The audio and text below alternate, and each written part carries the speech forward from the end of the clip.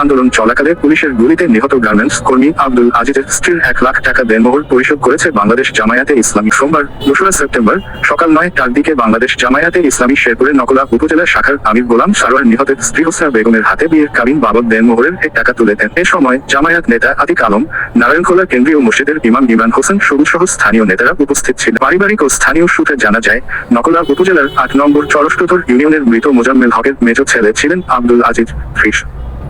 জীবিকার তাগিদে গাজীপুরের বাসন থানা এলাকার টেক্সিরুপ বিডি লিমিটেড নামে একটি গার্মেন্টস ফ্যাক্টরিতে তিনি শ্রমিক হিসেবে কাজ করতেন। গত 1 জুলাই আব্দুল আজিজের সঙ্গে পারিবারিকভাবে একই গ্রামের হোসনা বেগমের 1 লাখ টাকা দেনমোহর সাব্যস্ত করে বিয়ের রেজিস্ট্রি করা হয়। তার লক্ষ্য ছিল আগস্ট মাসের বেতন ভাতা নিয়ে বিয়ের আয়োজন সম্পন্ন করবে। তবে এর আগেই গত 5 আগস্ট গাজীপুরে তার কর্মস্থলের কাছে নিজ মোবাইলে আন্দোলনের ভিডিও করার সময় পুলিশের ছোড়া রাবার বুলেটে তিনি আহত হন। পরে তার এক সহকর্মীর সহযোগিতায় ঢাকা মেডিকেল কলেজ হাসপাতালের নিয়ে 2 দিন চিকিৎসার পর 7 আগস্ট আজিজের মৃত্যু হয়।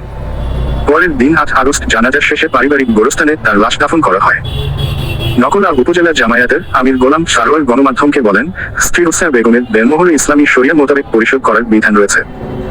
তাই শহীদ আব্দুল আজিজের কাবিনের এই দেনমোহর পরিশোধ করে তাকে দায়মুক্ত করা হয়েছে।